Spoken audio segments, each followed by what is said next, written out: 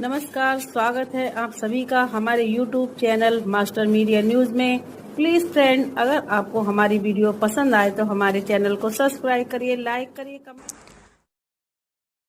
Video को like करें, हमारे चैनल को सब्सक्राइब करें। वो एक बहुत ही महत्वपूर्ण विषय पर है। इस देश के अंदर देश का कानून चलता है, लेकिन राजस्थान के अंदर एक अंधा कानून चलता है।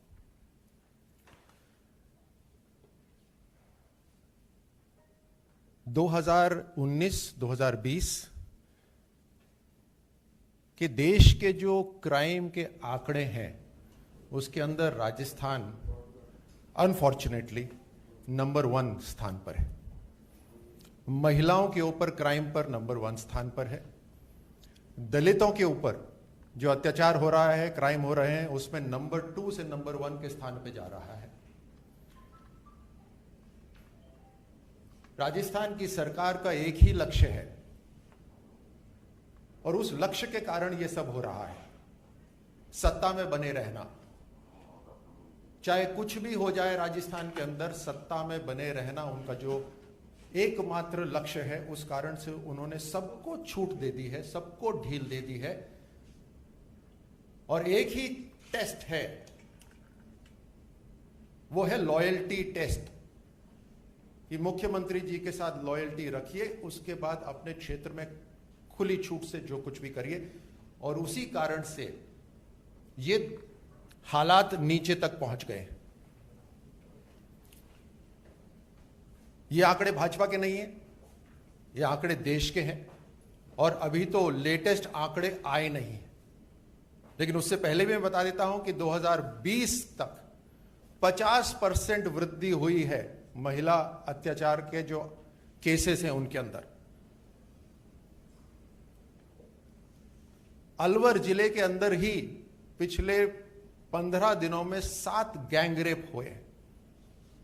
मुझे शर्म आती है शब्द भी इस्तेमाल करते हुए, लेकिन असलियत जनता तक पहुंचे ये निहायत ही जरूरी है।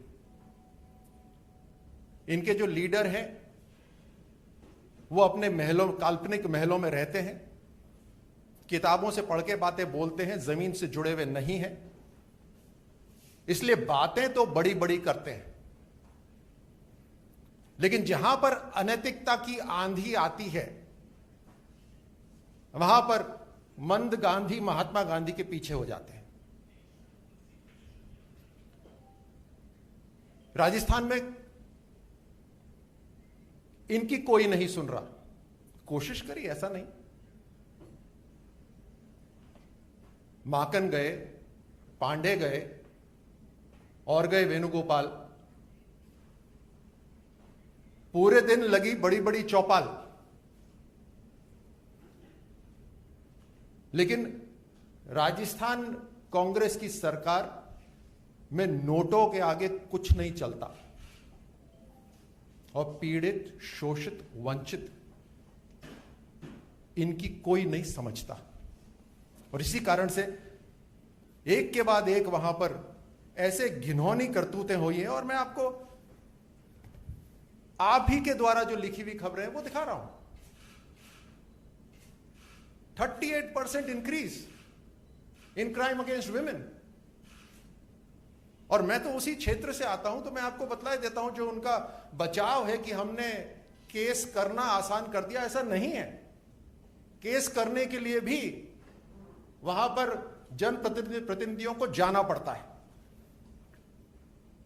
6 महीने में दुष्कर्म की वारदातें 30% बढ़ गई।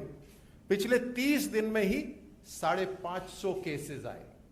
पिछले 30 दिन के अंदर 550 केस। एक भूखी महिला जो खाना मांग रही हो, उसके साथ में लॉकडाउन में रेप होता है। जयपुर में छत पे कपड़े सुखाने गई एक लड़की को उठा के ले जाते हैं। आप राजस्थान आए तो बस स्टैंड पे खड़े मत होइएगा अकेले, क्योंकि अलवर में उठा के ले गए। अपनी गाय को चराने के लिए कोई जाती है तो उसको उठा के ले जाते हैं। ये गैंगरेप्स हैं सारे। तो राजस्थान के लिए कानून अलग है क्या? और जब सवाल करने नौजवान जाते हैं तो उनको इस तरह से पीटा जाता है।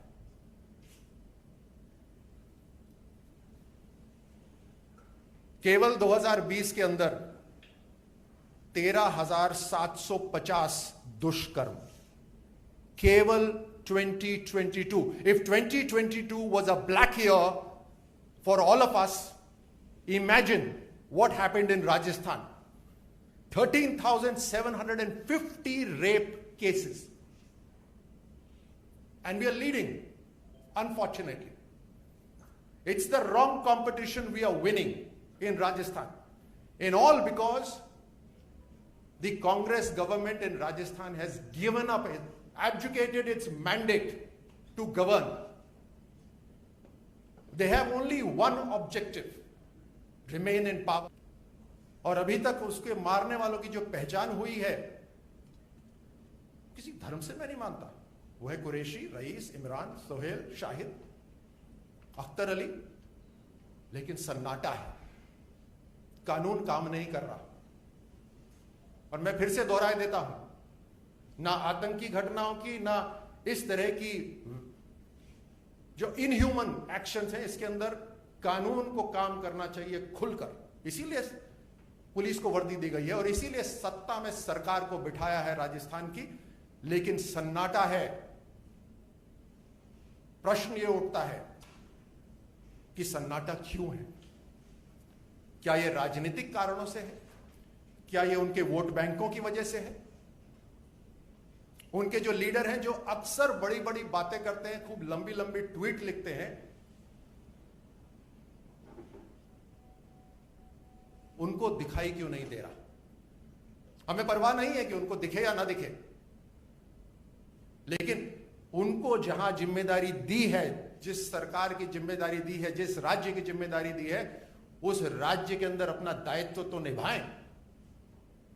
जब तक संवैधानिक तरीके से वहां पर हैं, it is imperative that they have to follow the rules and regulations of this country and apply it so that everybody is safe.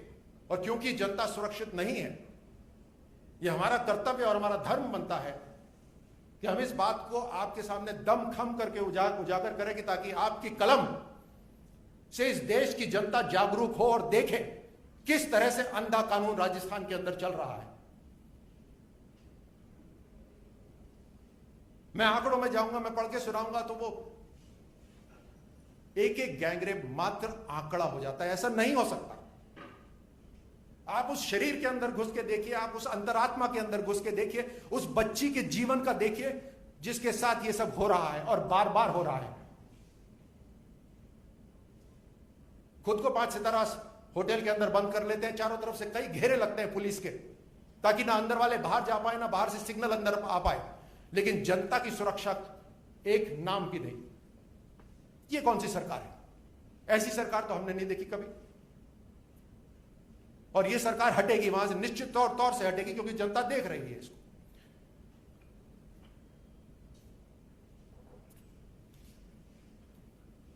Lockdown में जब पूरा देश कोरोना से युद्ध लड़ रहा था, उस समय राजस्थान की महिलाएं, राजस्थान की बच्चियां सिर्फ कोरोना से ही नहीं अपने आप को बचा रही थी, बल्कि इन हैवानों से भी अपने आप को बचा रही थी, क्योंकि इनको बचाने वाली वहां जो सरकार है, वहां कान नाक बंद करके बैठी हुई थी। धन्यवाद।